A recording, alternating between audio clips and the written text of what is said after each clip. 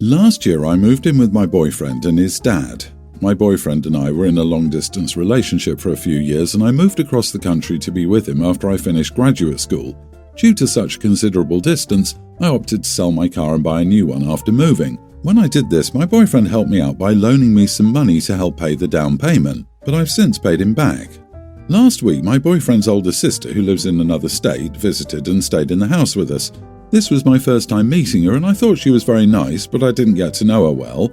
2 days ago, my boyfriend and I were out running errands together, and his sister called him to ask when he would be back so she could borrow his car to go hang out with her friends in a town about an hour away. He told her it would be a while, and she then asked if it was okay to borrow my car. My boyfriend asked me, and I told him I was uncomfortable with that and to tell her no. My boyfriend did tell her no. I heard the entire conversation. My boyfriend and I got home a few hours later and my car was gone. I was shocked and my boyfriend was confused. When we entered the house, his dad informed us that he'd given my boyfriend's sister the spare key to my car that was in the lockbox because she said she needed to go somewhere. My boyfriend told him that she asked to drive my car and that we told her no, so he didn't understand why she was allowed to take it, and his dad said that since my boyfriend helped pay for the car, it was, therefore, partly his, which meant his sister had the right to drive it as well. I was absolutely livid and I couldn't believe that anyone would do something like this. My name is the only one on the title, insurance, etc., as I am the sole owner. My boyfriend told his dad to call her to bring my car back immediately and she said she would be home soon. Well, after 2 hours, I called the police. I reported my car stolen because I was worried that if it got damaged, I would be forced to pay for the repairs even though it wasn't my fault. My boyfriend's dad and sister were angry about this and they accused me of trying to get them arrested. They're now demanding that I apologise to them and tell the police it was all a misunderstanding. Still, I don't want to because they've tried to take advantage of me. My boyfriend agrees with me, but he even said calling the police to report the car stolen may have been too far. Am I the idiot? Not the idiot. Screw 'em, it's funny how the thing that goes too far is always the thing that works. It wasn't a misunderstanding. She straight up stole your car. If she'd gotten arrested, she'd have had no one to blame but herself. Also, considering what an idiot your boyfriend's dad is, you should probably look into moving out as soon as possible. I wouldn't be surprised if OP is asked to leave soon. I'd wager the only reason she hasn't been asked to already is they think that she'd be less likely to drop the matter with the police, and even if she does, they might still ask her to leave. And OP, be aware that in the area I'm in, you could be evicted by police enforcement immediately because your tenancy counts as boarding, assuming you share a kitchen with the owners. So don't assume you'll have 30 days to figure something out. Look into the eviction rules for where you're living and plan accordingly. And be careful around the father's logic, both of his leaps, that by helping you pay your boyfriend owns it, and that if your boyfriend owns something, his sister also has a right to it, aren't good signs for a future life with him involved. The mental gymnastics alone to justify giving away the keys to someone else's car is astounding. Unpopular opinion, but everyone's the idiot here. Of course she shouldn't have taken your car when you said no, and that's that. They have zero ownership over it and zero entitlement. But is this the hill you want to die on? They gave you a roof over your head, helped you buy the car, but you weren't using it. You haven't indicated any reason to believe your boyfriend's sister would damage your car. If you see yourself being with this guy forever, you must consider your battles with his family too. Yeah, you save money living with your parents because you pay for your mental health. You are the idiot. You knew the car wasn't stolen, it was with your boyfriend's sister. So calling the police like that is a false report. You were angry and wanted to prove a point. You proved it, and now you must live with it. OP, I just want to be nosy. What's your plan? Because you know you're getting kicked out after this, right? Update, am I the idiot for calling the police on my boyfriend's family? I really appreciate every single response. However, I want to address a few different things. I didn't call 911 or emergency services. I called the police department directly through their non-emergency line to ask to file a police report. They said they would send someone, and by the time the police officer arrived at our home, his sister had been back for about 30 minutes. My car wasn't damaged and everything on it was fine, so I explained the situation to the officer and he asked if I wanted to press charges, and I said no. The sole reason I wanted to file a police report was in case something on my car was damaged. Since it wasn't, I believed taking it any further was unnecessary. The police officer talked to his sister and left. She won't be getting arrested, charged, etc. However, his dad and sister still insist I tried to have them arrested, which is why they're demanding an apology. I've also seen a lot of comments asking me why I didn't want her to use my car, and the simple answer is that I don't know her. We'd only just met, and I simply felt uncomfortable giving my car to someone I didn't know well. Of course, people are calling me selfish for that, and everyone is entitled to their opinion, but honestly, I disagree. Further, I have both my keys now. I'll make sure no one besides my boyfriend or I can ever get them again. Consider that lesson learned. Also, for everyone advising me to move out, my boyfriend and I have discussed it. We're currently searching for an apartment we can move into within the next few weeks. My boyfriend asked his dad if he would be kicking us out, and his dad told him he wouldn't, but we both aren't really willing to take his word on this. I really appreciate everyone who offered kind words and advice. Some of you even left some comments that were able to make me laugh about the situation, which I really appreciate as well, so thank you. I, 20 female, saw a bunch of wedding posts, so I thought I'd share the situation I'm in. My cousin, 28 female, is getting married in 4 days and has been very stressed about planning.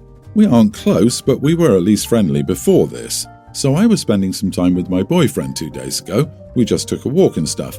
He's going to be busy at work and I'll be driving with my family for the wedding, or so I thought. So this was the last chance we had to spend time together for a couple weeks. He bought me this white sundress a while back. It's awesome and I love it, and he loves it when I wear it. It was warm out, so I wore it. We took a few pictures for my snap and I didn't think anything of it. I went home, went to bed and woke up to several angry messages from my cousin and other family. My cousin and some other relatives are friends on Snapchat and saw my posts. She and some of the family were accusing me of trying to steal the spotlight, and a few others were concerned because they didn't know what was going on. After I had a chance to wake up, I called my cousin, who cussed me out before hanging up. Basically, the whole family is split 50-50. Some of them agree I was wrong to do that, and then there's the rest who think it was fine or just think she's overreacting. My parents said I should have had more common sense. Apparently, I should just know better. Either way, I'm no longer invited to the wedding, and now I'm sure things are going to be tense as heck for everyone who was.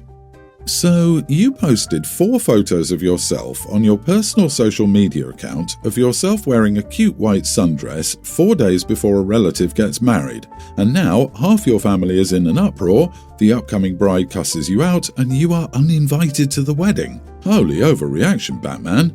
Some people need to be blocked from your social media account. They are way too interested in what you're doing. Not the idiot. You wore a white dress on a different day than the wedding, and it was a sundress, and you posted a picture, and your family thinks this is somehow upstaging your cousin's wedding? So you wore it to go on a walk and your cousin flipped? Like, seriously? What spotlight? Honestly, OP should be flattered. OP looks so damn good in her sundress that the bride felt overshadowed 96 hours in advance. LOL. OP didn't steal the spotlight. OP stole the sunlight. And I would ask the cousin if she wants to borrow my dress. Petty, I know, and I wouldn't advise OP to do it. That seems like an extreme overreaction. You don't wear white to a wedding, but the bride doesn't have permanent dibs for an undisclosed amount of time before and after the wedding. A white sundress is not a wedding dress. Hopefully you can get a refund or pocket the money in any gift you're getting. Looks like your cousin is going through a massive bridezilla phase.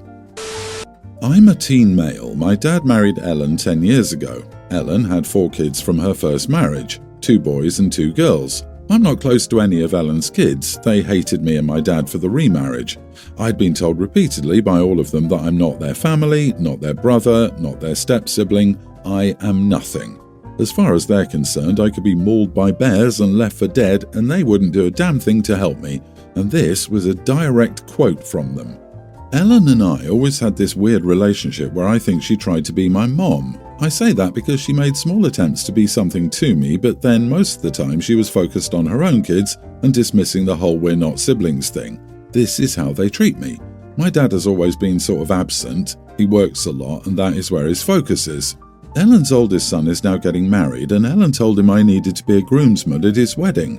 I'm his youngest brother and I'm part of the family. People will question if he has his brother, future brothers-in-law, and his wife has both her sisters and his in her bridal party, but I'm not included. He was pretty clear he didn't want to, but Ellen forced the topic enough that he said yes.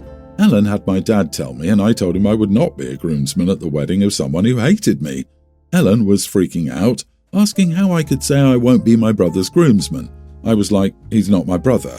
I told him I didn't know anyone who would say yes to being part of that when someone else had to force the other person to let them be in the wedding. She told me families are complicated and this is important. It carried on for a few weeks. I refused to go for a fitting with the other groomsmen and have been clear this is not happening.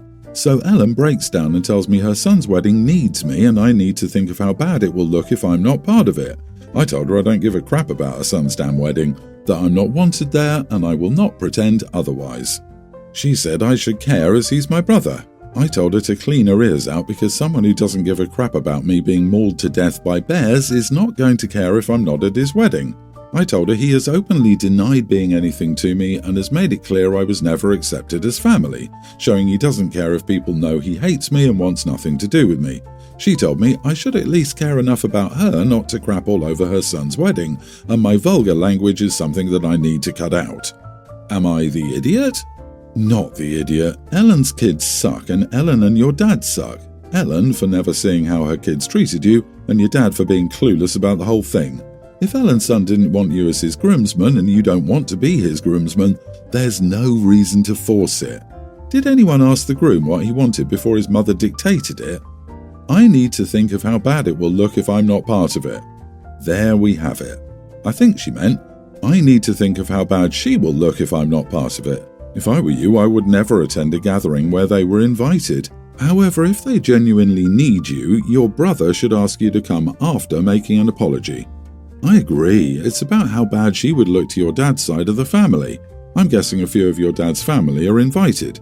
If I was you, I wouldn't even bother going. It doesn't seem like they see you as family, except when it's for show.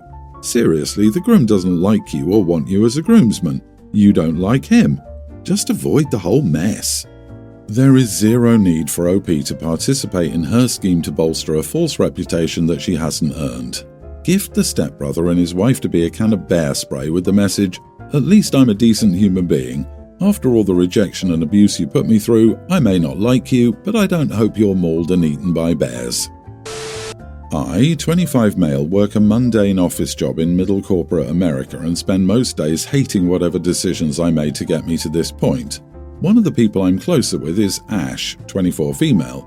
We're the only people under 30 in the office, so that's why we've gotten closer. Yesterday we had our spring cleaning day. This is where we were instructed to wear comfy clothes we could beat up to clean the office. We were instructed to wear jeans and a t-shirt or whatever was comfortable and similar to that. No sweatpants though. The short version is that Ash was called into our boss's office and spoken to about her outfit choice, which was jeans and a cropped sweater. They told her that wearing a cropped sweater just above her navel was inappropriate work attire, even in such a situation. The boss gave her an old t-shirt with the company logo to change into. Ash spent the next 30 minutes yapping my ear off about how it's unfair, misogynistic, and embarrassing that she was spoken to about her outfit. She said she wore jeans and a comfortable top so that she could get dirty, which is exactly what the boss said we should wear. After growing tired of listening to her, I told her that I didn't feel bad for her and that she made a dumb decision. Then she accused me of being as misogynistic as our boss. I told her she was in a corporate job. She's not 16, so frankly she should know better, and it doesn't take a genius to know you should probably have shoulders to knees covered in a work setting. I know I didn't put it kindly, but she was also yapping for a while and I just couldn't understand how she didn't see this coming. So, am I the idiot? Not the idiot. She'd have to change if she wore an old shirt with curse words all over it. If you wore a crop top, you would have to change. They didn't send her home, they gave her a replacement article of clothing, so she didn't lose pay even, if it was hourly. It's a corporate job. This is normal for corporate jobs. The dress code relaxes on your spring cleaning day, but it doesn't disappear. If everyone else understood the assignment, why should she receive special treatment for this mistake? You are the idiot, and the boss, and the company. First off, spring cleaning day? What corporate job uses their workers as janitorial staff? Second, their instructions were pretty open to interpretation, and forcing her to change was degrading and embarrassing. I don't think you need to sit there on end to listen to her, but Ash was right. This was all BS.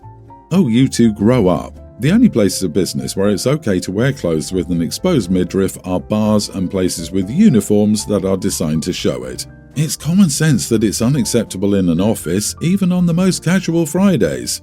I have a feeling she knew exactly what she was doing. Nobody working a corporate job would make that kind of mistake. Let's be real, she hoped to get sent home and thus get out of cleaning day.